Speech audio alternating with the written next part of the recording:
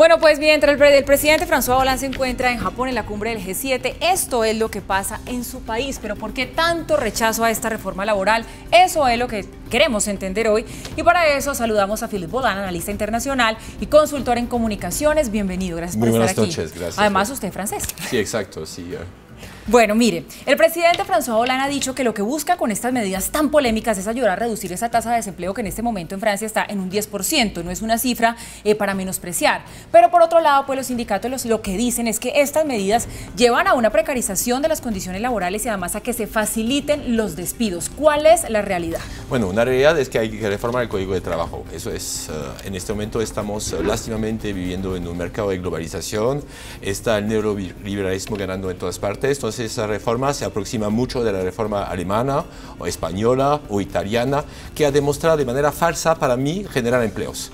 Porque en este momento estamos pasando justamente de lo que llama CDI, es decir, contrato a determinación ¿cómo se llama? Que no indefinido a contratos a duración determinada. Esto va a cambiar justamente esos tipos de contratos donde el empleador puede echar a la persona de manera más fácil.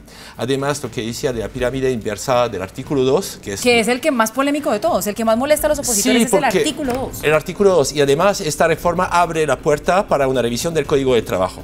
¿Pero qué es lo que dice el artículo 2? El artículo 2, en Francia dependemos del Código de Trabajo, después del Código de Trabajo está el Código del gremio que decidió y después el Código de la empresa. Pero prima siempre el primero, es decir, el Código de Trabajo. Aquí lo invierten, es decir, que dentro de una misma empresa pueden hacer sus propios arreglos. Entonces, eso puede ser un problema. Hay varios artículos que son polémicos en el interior. Por ejemplo, hay uno sobre que está retomando el tema de la laicidad, que lo quieren quitar. Entonces, hay varias cosas, pero lo más importante es que vemos la movilización ciudadana que hay. Es decir, que los que se están en la calle, que están haciendo las manifestaciones, son jóvenes que nunca han trabajado.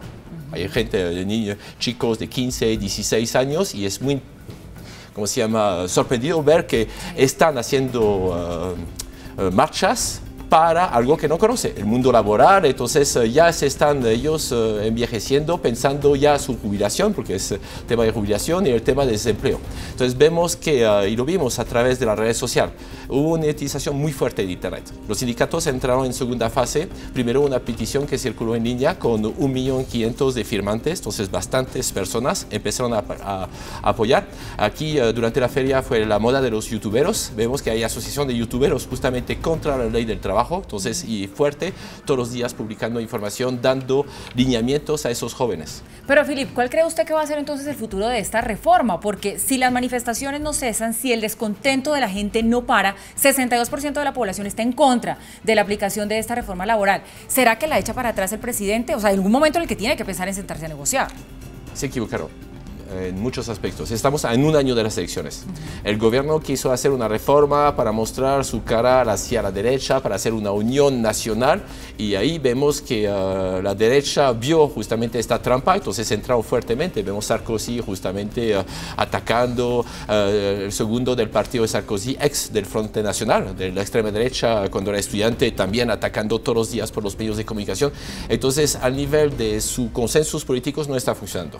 Es decir, que la reforma era necesaria, el problema, primero no supieron venderla, es decir, que la propusieron, la pasaron a debates ciudadanos al inicio, mostrándola, y de una vieron que había ¿cómo se llama?, una retención de la población que no la quería, entonces utilizó el 49.3, el 40-3, que es un artículo que justamente permite al primer ministro pasar una ley.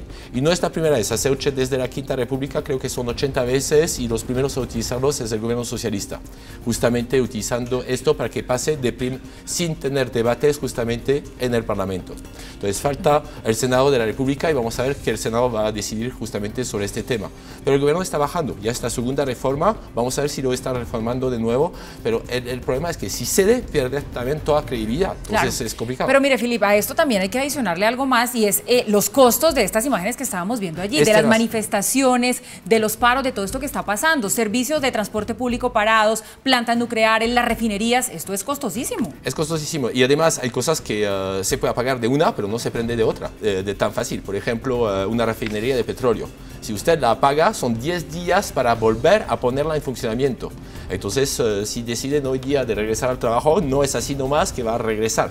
Entonces, pero ya Francia es un país que ha habido muchas huelgas, entonces ya es un país que ya está acostumbrado. Tenemos 115 días, creo, de reserva de petróleo, menos 3 ya ahorita. Sí.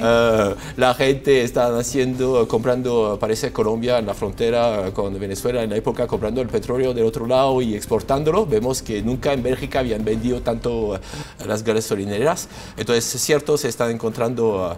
pero sabemos que va a tener un costo bastante grande, es decir, que en este momento, el año pasado creo que tuvimos 1.1% de crecimiento, o sea que estamos debajo de los 3% requeridos, y ahí va a ser un costo bastante elevado.